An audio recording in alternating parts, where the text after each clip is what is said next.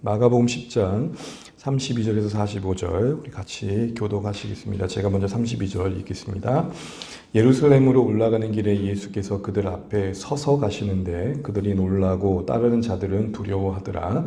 이에 다시 12제자를 데리시고 자기가 당할 일을 말씀하여 이르시되 보라, 우리가 예루살렘에 올라가노니 인자가 대제사장들과 서기관들에게 넘겨짐에 그들이 죽이기로 결의하고 이방인들에게 넘겨주겠고 그들은 능욕하며 침뱉으며 채찍질하고 죽일 것이나 그는 3일 만에 살아나리라 하시니라. 세베대의 아들 야고보와 요한이 주께 나와 여짜오되 선생님이여 무엇이든지 우리가 구하는 바를 우리에게 하여 주시기를 원하옵나이다. 이르시되 너희에게 무엇을 하여 주기를 원하느냐. 여짜오되 주의 영광 중에 우리를 하나는 주의 우편에 하나는 좌편에 앉게 하여 주옵소서. 예수께서 이르시되 너희는 너희가 구하는 것을 알지 못하는도다. 내가 마시는 잔을 너희가 마실 수 있으며 내가 받는 세례를 너희가 받을 수 있느냐. 그들이 말하되 할 수 있나이다. 예수께서 이르시되 너희는 내가 마시는 잔을 마시며 내가 받는 세례를 받으려니와 내 좌우편에 앉는 것은 내가 줄 것이 아니라 누구를 위하여 준비되었든지 그들이 얻을 것이니라. 열 제자가 듣고 야고보와 요한에 대하여 화를 내거늘 예수께서 불러다가 이르시되 이방인의 집권자들이 그들을 임의로 주관하고 그 고관들이 그들에게 권세를 부리는 줄을 너희가 알거니와 너희 중에는 그렇지 않을지니 너희 중에 누구든지 크고자 하는 자는 너희를 섬기는 자가 되고 너희 중에 누구든지 으뜸이 되고자 하는 자는 모든 사람이 종이 되어야 하리라. 같이 읽습니다. 인자가 온 것은 섬김을 받으려 함이 아니라 도리어 섬기려 하고 자기 목숨을 많은 사람의 대속물로 주려 함이니라. 아멘. 우리 다시 한번 인사 나누시겠습니다. 말씀 가운데 힘 얻으시기 바랍니다. 네, 고생하셨습니다. 네. 주일에 뵐 때와 수요일에 뵐 때가 다르다는 거 아신가요? 네, 더 은혜가 절실해 보이는 자리의 모습을 보이십니다. 피곤하실 텐데 또 말씀 주신 가운데 힘 얻으시면 좋겠고요. 오늘 주신 말씀 붙들고 함께 한마음으로 기도하시면 좋겠습니다. 우리가 마가복음 10장 방금 32절 이하의 말씀을 읽었는데요. 우리가 다시 기억을 좀 더듬어서 우리가 지금 어디서부터 시작되는 걸음인지를 좀 생각해 보려고 합니다. 마가복음 우리가 8장 27절부터 예수님께서 이제 예루살렘을 향한 여정을 시작하시고 그 출발점을 가이사랴 빌립보로 삼으시죠. 기억나실지 모르겠지만 갈릴리에서 굳이 가이사랴 빌립보까지 올라간다는 것은 마치 울산에서 부산으로 갔다가 서울 가는 겁니다. 거리만을 따진다면 여기서 곧장 울산역으로 KTX를 가면 되는데 굳이 부산까지 가신 이유가 뭘까요? 부산은 어떻게 보면 상징적으로는 남단의 끝이라 볼 수 있겠죠. 그리고 서울로 간다라는 것은 끝에서 끝으로 간다, 그런 의미도 있을 겁니다. 어쨌든 이 가이사랴 빌립보에서 우리가 너희는 나를 누구냐는 질문과 함께 시작된 여정을 지금 계속 같이 걷고 있습니다. 주는 그리스도시요 살아계신 하나님의 아들이라는 고백 속에 시작된 이 여정 속에 그 고백과는 너무나 거리가 먼 제자들의 모습을 우리가 확인했죠. 갈릴리에서 가버나움에서 또 유대 지경과 요단 건너편에서 지금은 어느새 벌써 32절 말씀을 보니까 예루살렘으로 올라가고 있습니다. 여러분 여기서 뭘 느끼십니까? 점점 십자가의 고난을 담당하셔야 할 그 장소에 가까워진 걸 보게 됩니다. 그런데 우리 30절 말씀을 보면 조금 더 다른 데서 볼 수 없었던 모습이 나오는데요. 32절 다시 보시면 이렇게 되어 있죠. 예수께서 그들 앞에 서서 가시는데 여기서 그들이라 함은 그리고 여기 뒤에 이어지는 따르는 자들이라 함은 지금 예수님과 함께하는 일행들을 말합니다. 그런데 그들보다 지금 앞에 서서 가십니다. 여러분 좀 상황을 생각해 보십시오. 뭔가 상황이 다가오면 다가올수록 상식적으로 우리는 위축되는 경우가 많지 않습니까? 예를 들어서 D-Day 100일일 때의 마음과 D-Day 10일일 때의 마음은 다를 것입니다. 그러니까 한 3개월 정도 시험을 앞두고 있을 때의 마음과 당장 내일 시험 볼 때의 마음은 같을까요? 틀릴까요? 그래서 우황청심원이 필요한 거죠. 우리는 뭔가 더 위축될 겁니다. 그런데 오히려 성경은 예수님이 십자가가 가까워 갈수록 더 당당한 모습을 보이십니다. 오늘 그 말씀을 보십시오. 앞에 서서. 근데 대조적으로 함께하고 있는 일행들의 모습은 어떻습니까? 그들 중에 일부는 놀랬다 그러고 또 다른 자들은 뭐 했다 그러죠? 두려웠다 그럽니다. 갑자기 등장한 이 그들은 누구인지 모르지만 제자 그룹과는 구별된 무리로 봅니다. 제자 그룹은 따르는 자들로 별도로 표시되어 있기 때문에 그렇습니다. 어쨌든 함께하는 모든 일행들이 당당한 예수님의 모습과는 다르게 뭔가 두려워하고 있고 놀라고 있습니다. 특별히 따르는 자들로 표현된 이 제자들의 두려움은 어느 정도 이해가 됩니다. 왜 그렇습니까? 예수님께서 지금 이 예루살렘으로 가는 여정에 지금 오늘 이해도 살펴보겠지만 벌써 2번이나 내가 예루살렘을 가면 고난당한다. 잡힐 거고 죽을 거다. 이 얘기를 내내 하고 계셨거든요. 예루살렘이 멀리 있을 때는 그런갑다 했는데 이제 점점 가까워지니까 설마 했던 것들이 다가오니까 혹시나 하는 마음에 뭐예요? 염려의 마음이 생기는 거죠. 가볍게 넘길 만한 일들이었는데 멀리 둘 때는요. 다가오니까 이거 정말 그러면 어떻게 되지? 이런 마음이 든 겁니다. 1992년 10월 28일 죄송합니다. 제가 갑자기 목소리가 있는데 다미성교회라고 아십니까? 다가올 미래를 준비하는 성교회라는 이름으로 이장인 씨가 당시에 시한부 종말론을 외치면서 온 나라가 난리가 났었죠. 카메라가 들이대고 막 이렇게 모든 방송국이 무슨 일이 있는가 살피고 또 애인이 그곳에 있는 사람들은 야야 얼른 나와라 하고 막 흔들어대고 진짜 다양한 장면이 연출됐었던 기억이 있습니다. 근데 사람들은 그랬습니다. 뭔 일 있겠어 하면서도 왠지 무슨 마음이에요? 저것 때문에 올라가면 어떡하나. 네, 그런 마음을 갖고 있었습니다. 여러분 혹시 그때의 기억이 나신 분들은 생각이 좀 나실까요? 나는 거기 있지 않았지만 혹시나 하얀 소복 입고 있지 않아서 내가 못 올라가면 어떡하나 생각 혹시 해보지 않으셨어요? 승천복이라고 하얀 소복을 입고 모였어야 됐거든요. 근데 12시가 되니까 어떤 일이 생겼어요? 정한 시간 되니까 어떻게 생겼어요? 한국 시간이 아니고 이스라엘 시간에 올라간다. 그래서 자정까지 미뤄놨는데 별일 없어요. 그때 MBC 앵커가 했던 유명한 말이 있죠. 그리고 그 다음날 결국 아무 일이 없었습니다. 다가올 미래라고 하면서 사람들을 선동하면서 두려움을 조장했던 그때를 우리가 기억해 봅니다. 제가 왜 이 이야기를 드리냐면 제자들 마음속에도 예루살렘이 멀리 있었을 땐 괜찮았는데 점점 다가오니까 어떤 마음이 들어요? 진짜 예수님 말씀대로 되면 어떡하지? 왜요? 이건 자신들의 기대와 계획과는 너무 다르거든요. 자기들의 기대는 뭐예요? 예루살렘 입성하자마자 영광의 자리에 서는 건데 지금 그게 안 되게 되는 상황이잖아요. 그러니까 묘한 긴장감이 그 가운데 흘렀던 것입니다. 반신반의지만 혹시 그렇게 되면 어떡하지? 라는 생각들 말이죠. 이런 자들에게 예수님께서 하셨던 게 뭐냐가 중요합니다. 우리 32절 하반절을 보시겠습니다. 이에 거기서 한번 읽어볼게요. 이에 시작. 이에 다시 12제자를 데리시고 자기가 당한 일을 말씀하여 이르시되 결국 그렇게 두려워하는 자들에게 다시 뭘 말씀하세요? 말씀의 자리에 서게 하십니다. 여러분 이것이 우리에게 주는 교훈이 있다고 생각합니다. 여러분 우리 평생에 우리 삶의 전환점이 될 만한 말씀들이 있으시죠? 내 인생을 되짚어 볼 때 난 그때 그 말씀 때문에 예수님 만났고 내 삶의 목표를 주님으로 정했어. 하나님 나라로 확정했어. 라는 말씀이 있을 겁니다. 내 인생의 약속의 말씀. 그런데 여러분 그 말씀이 우리에게 정말 절실하지만 그러나 우리는 그때 그 과거의 그 나를 각오하게 했던 말씀만으로는 매 순간순간을 지켜내기가 쉽지 않다는 겁니다. 무슨 말이죠? 오늘 32절 말씀처럼 다시 들어야 할 자리에 우리가 있다는 것을 알아야 됩니다. 매일 말씀 앞에서 우리의 심령을 붙들어 매고 격려받아야 우리는 그 걸음걸음들이 흐트러지지 않고 예루살렘 약속하신 곳으로 갈 수 있다는 것입니다. 그러면서 하셨던 예고의 말씀이 또 뭡니까? 이전에 2번이나 말씀하셨던 세 번째로 고난에 대한 예고를 33절, 34절에 하십니다. 우리 이 말씀 같이 한번 읽어보겠습니다. 시작.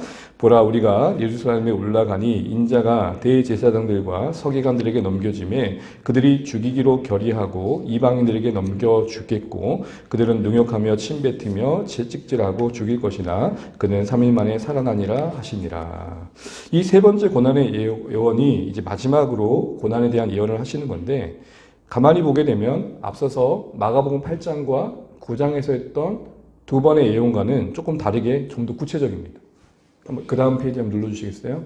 보시면 마가복음 8장 31절과 9장 31절에 비해서 지금 우리가 이건 33절, 34절은 이미 2절이고 그리고 좀 더 구체적입니다. 어떤 면에서 그럴까요? 31절 각각 8장 9장에서는 고난의 죽음의 장소가 대략 예루살렘이라고 짐작을 했지만 명시하진 않았죠. 근데 오늘 우리가 읽은 방법에는 바로 예루살렘이다라고 확정하십니다. 그리고 대제사장과 서기관들이 언급이 있었지만 그 가운데서 구체적인 진행 상황은 얘기가 되지 않았죠. 그런데 예수님의 사형 집행 절차가 언급됩니다. 특별히 여기 대제사장과 서기관들은 사내들인 공회를 말하고 이방인들은 바로 빌라도를 비롯한 로마인들을 말합니다. 여러분 당시에는 이스라엘 사람들, 유대인들은 사형권이 없었습니다.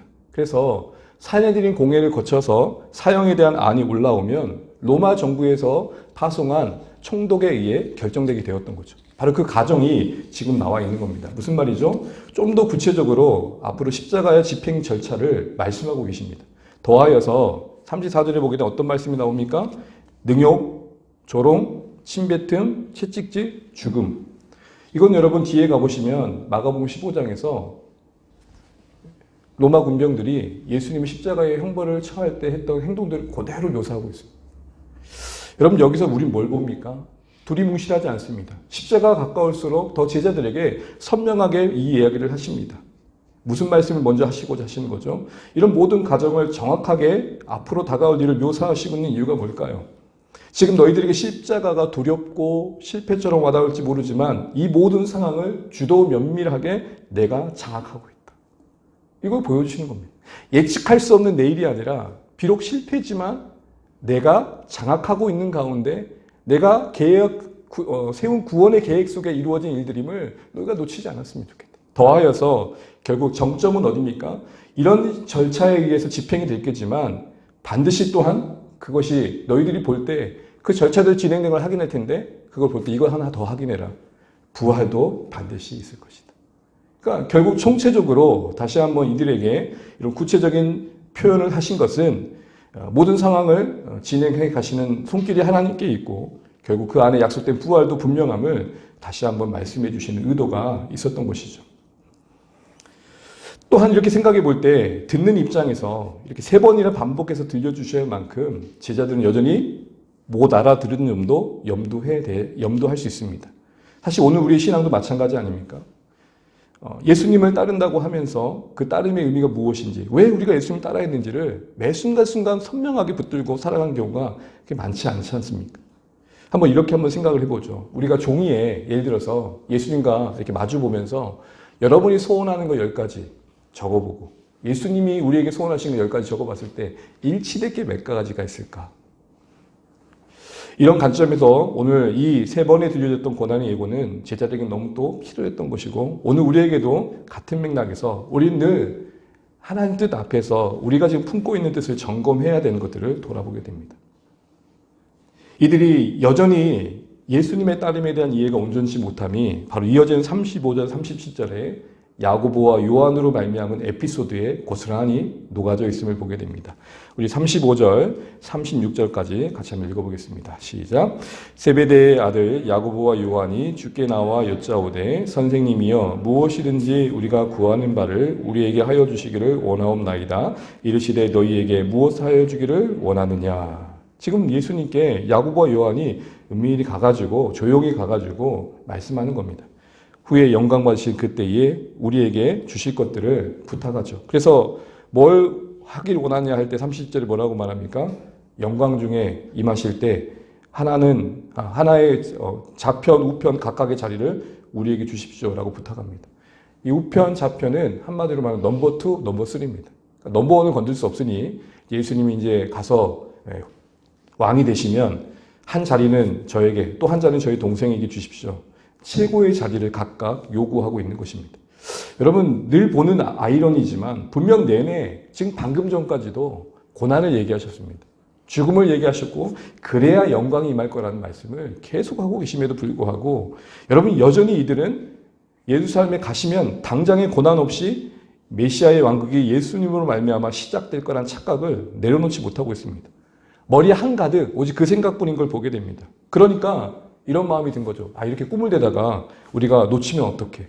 다른 제자한테 뒤처지면 안 되지. 특히 베드로에겐 더 그렇지. 라는 생각으로 조용히 찾아가 요구를 했던 것입니다. 끊임없이 주님의 길과는 만날 수 없는 평행선에 서 있는 이들의 모습을 봅니다. 왜 그럴까요? 다른 이유도 여러 가지가 있겠지만 저는 이렇게 봅니다. 자신들이 보고 싶은 것만 보고 말하고 싶은 것만 말하고 있는 것입니다. 예수님께서 무엇을 원하시는지 그렇게 중요하지 않습니다.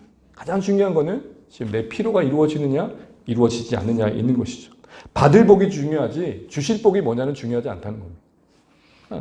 하나님께서 내게 뭘 주시고자 하는지에 대한 약속은 중요하지 않고 내가 지금 무엇을 받을 수 있느냐에 더 큰 관심을 갖고 있는 것이죠. 이처럼 관심을 어디에 두느냐에 따라서 듣고 깨닫고 말하는 것이 천지 차이로 달라진 것들을 보게 됩니다. 여러분 우리 일상에서 경험하잖아요. 뭐 다 그런 거 아니겠지만 영역은 다를 수 있지만 제 기억에도 여러분 제가 한참 오래된 일입니다. 한참 오래된 일이니까 당구에 흠뻑 빠졌을 때 온통 생각이 당구일 때 희한해요.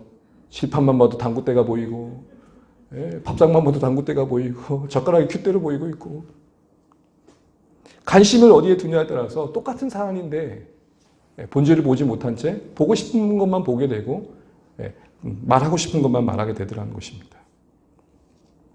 이들이 이럴 수 있었던 것도 사실은 그 어떤 경험들이 있었기 때문이기도 합니다. 여러분 조금만 기억을 더듬어 보시면 소위 변화선이라는 그 산의 이름으로 불려지는 변화선에서 베드로와 야고보와 요한이 뭘 봤습니까?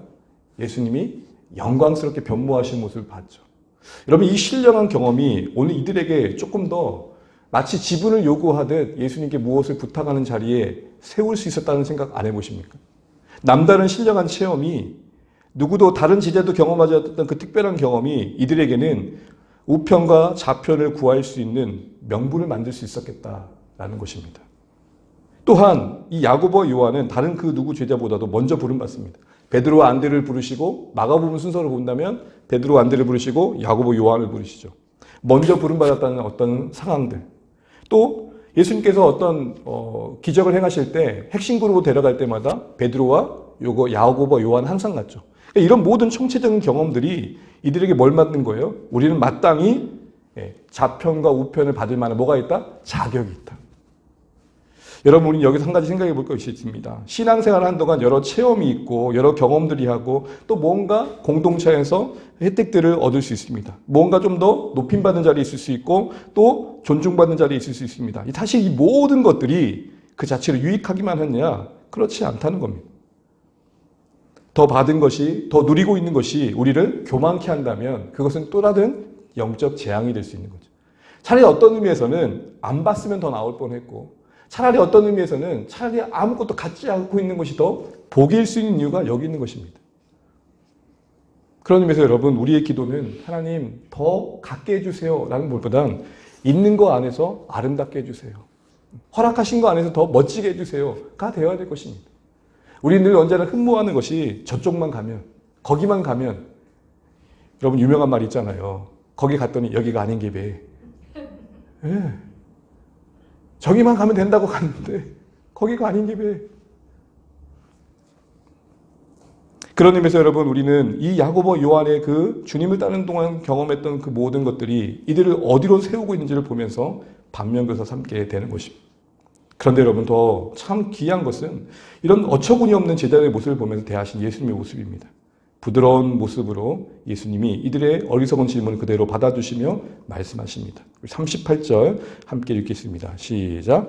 예수께서 이르시되 너희는 너희가 구하는 것을 알지 못하는도다. 내가 마시는 잔을 너희가 마실 수 있으며 내가 받는 세를 너희가 받을 수 있느냐. 질문 자체가 잘못됐음에도 불구하고 예수님은 버럭 화를 내기 이전에 그래 너희가 참 무지하구나. 알지 못하고 구하고 있다는 거 너희가 알았으면 좋겠다 하시면서 이어서 하시는 말씀이 마시는 잔, 받는 세례를 언급하십니다. 이 잔과 세례는 뭐냐면 예수님의 고난과 죽으심을 의미합니다. 세례가 예수님의 죽으심과 연결된 이유는 여러분 세례를 행할 때 우리는 침례가 아닌 이제 수례를 행하잖아요. 근데 침례를 행하게 되면은 어떻게 됩니까? 일단 한번 흠뻑 들어갔다가 나오죠. 그때 들어감의 의미는 뭐죠? 나는 이제 죽었습니다. 이런 의미거든요. 그러니까 그 죽음의 의미가 바로 세례와 여기서 연결되어지는 것입니다. 그런데 그들은 그 말의 진중함을 모르고 마치 그냥 영광스러운 자리에 서기 위한 통과 의례 정도로 여기고 생각 없이 뭐라고 말합니까? 39절 보시게 되면 예, 할 수 있습니다. 물론이죠. 할 수 있습니다. 뭔가 흥분된 상태에서 부모님이 뭘 얘기하는지 모르고 계속 듣는 거죠. 엄마 아빠가 잠깐 나가려고 합니다. 와서 은밀히 부탁하는 거예요. 어머니 아버지 나가 계신 동안 우리가 하고 싶은 걸 하면 안 됩니까? 그래 하렴. 했더니 와 하는 거죠. 감옥에 가면서 얘기해요. 가스불은 꺼야 된다. 애들아 그래도 그중에서 TV는 1시간 이상 보면 안 된다. 에이 알겠어요. 하고 해놓고는 막상 갔다 오면 어떤 일이 생겨요? TV는 겁나 뜨겁고 뭐 가스는 그대로 켜져 있고. 무슨 말이에요? 바로 그런, 지금 뭐 영광의 자리 찾나니까 너무 흥분되어 있는데 예수님 무슨 말을 하지? 예. 바로 그런 분위기예요. 이런 모습들을 보면서 야고보와 요한이 얼마나 예수님의 지금 내내 하셨던 말씀에 무지한지를 적나라하게 드러내고 있는 것이죠. 그리고 그들의 관심이 오직 보고 싶은 것에만 매여 있음을 보여주는 것입니다. 이어서 예수님은 또 이런 상황에 있는 그들에게 이렇게 말씀하십니다. 39절, 우리가 40절 말씀 한번 읽어보겠습니다. 시작. 내 좌우편에 앉은 것은 내가 줄 것이 아니라 누구를 위하여 준비되었든지 그들이 얻을 것이니라. 내내 뭔가 다 된 것처럼 여겼는데 막판에 예수님께서 하신 말씀이 뭐죠? 그렇다 하더라도 이건 내 몫이 아니다. 하나님이 허락해 주실 것이다. 뭘 말합니까? 하나님께 속한 것임을 말씀합니다. 여러분, 이 이야기가 왜 등장했을까요? 열광하고 있는 그들에게, 그 뒤에 우리가 좌편 우편 중에 하나를 찾아야겠구나 하는 그들에게 다시 한번 생각해 보라는 겁니다. 내가 줄 수 있는 게 아니라 이 말은 뭐죠? 이렇게 뭔가 부탁하고 열심을 낸다고 얻을 것들이 아니라는 사실 앞에서, 지금 하나님께 달려있다는 사실 앞에서 우리가 요구하는 바가 하나님께서 원하신 것과 일치하는지를 생각할 기회를 주신 겁니다. 사랑하는 성도 여러분, 우리가 인생을 살다 보면 신앙생활 여정 속에 때로는 뭔가 떡하니 벽 같은 것을 만날 때가 있습니다. 마치 교통신호를 예를 들자면 빨간불을 만날 때가 있습니다. 여러분, 이런 모든 상황들은 뭘 말하는 걸까요? 생각해 보라는 것입니다. 내내 뭔가 다 될 것처럼, 계약이 다 될 것처럼 이야기하다가 예수님 끝판에 뒤집듯이, 그런데 얘들아, 그거 내가 주는 게 아니야. 하나님께 달려있어. 오늘 요구하고 있는 열광에 가득한 그들에게 다시 한번 잠잠히 너희들이 바라는 게 하나님께서 원하시는 것인지를 생각해 보라고 기회를 주시는 것입니다. 우리의 삶에 뭔가 벽 같은 것을 만날 때 풀리지 않는 상황들 속에서 우리의 자신을 돌아보고 우리가 원하고 바라는 게 정말 하나님께서 원하시는 것을 살피라고 주시는 기회로 받아들일 수 있는 필요도 이런 면에서 있는 것입니다. 이런 상황을 지켜보고 있던 열 제자가 뭐라고 반응합니까? 우리 41절입니다. 41절 읽겠습니다. 시작. 열 제자가 듣고 야고보와 요한에 대하여 화를 내거든. 여러분, 이 화를 낸 모습을 보십시오. 제자들이 왜 화를 냈을까요? 야고보와 요한은 염려했을까요? 아이고 얘들아, 예수님이 내내 지금 십자가의 고난을 말씀하고 계시는데 그것도 깨닫지 못하고 그것과 상관없는 걸 요구하니 아이고 안타까워라, 이런 마음이었을까요? 무슨 마음이에요? 야고보와 요한이 뭘 친 거예요 지금? 선수 친 거예요. 그래서 이런 말을 하는 거 아닙니까? 어쩌구리 저것도 완전 선수네? 네. 선수 치니까 선수다, 이 말입니다. 이런 제자들도 야고보와 요한과 같은 야망을 품고 있었으면 뭐 하는 거예요? 보여주는 거예요. 내가 먼저 거기 갔어야 되는데 니들이 거기 가 있다고? 이런 총체적인 난국에 처해 있는 제자 공동체, 주님을 따르고 있지만 온갖 인간적인 생각이 여전히 살아있는 그곳에 주님 다시 한번 그들을 불러 모으고 이야기하시는 게 42절 이하의 말씀입니다. 우리 42절, 44절까지 읽고 말씀 한번 매듭지어 가보겠습니다. 읽어보겠습니다. 시작.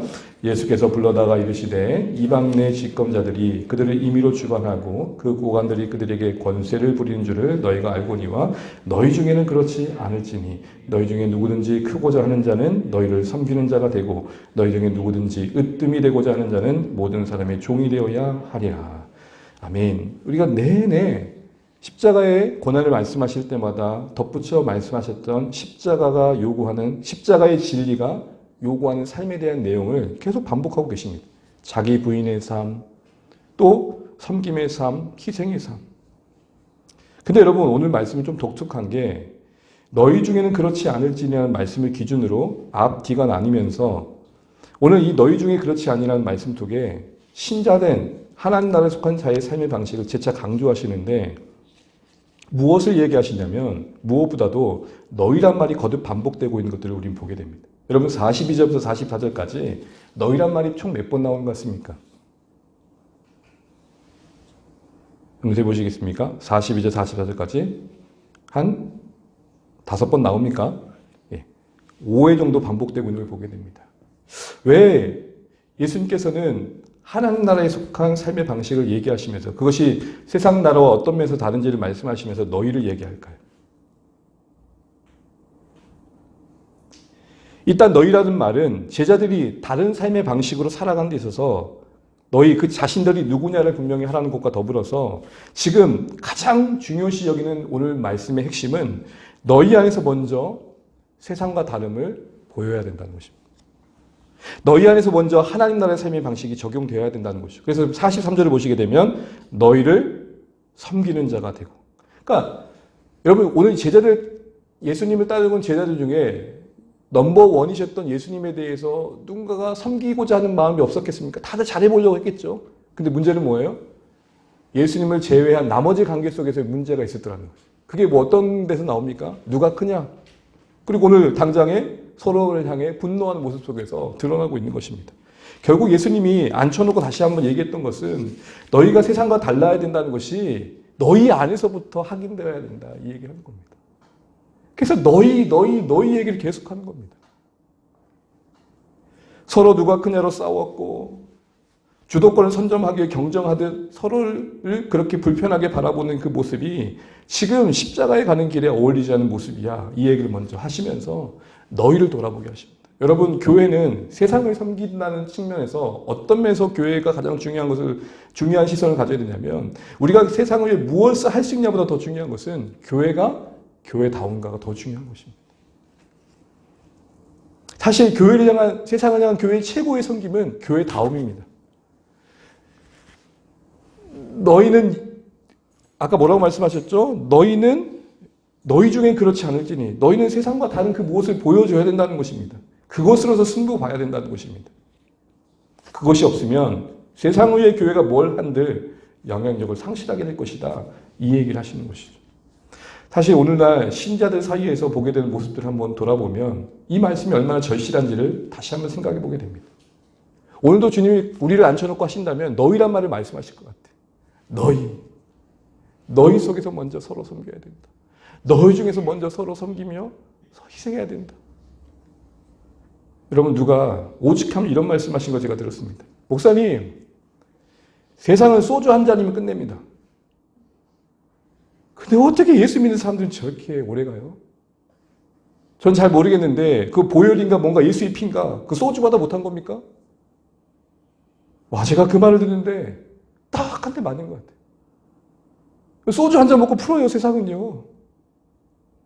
근데 우리는 성찬 때 마시는 그 보혈을 상징하는 그 포도주가 상징하는 성찬의 그 피, 보혈은 우리에게 어떤 의미도 없는 것입니까? 이런 말을 더 자주 듣게 되는 거예요. 아니, 어떻게 믿는 사람이 더 그렇게 오래 꿍해요?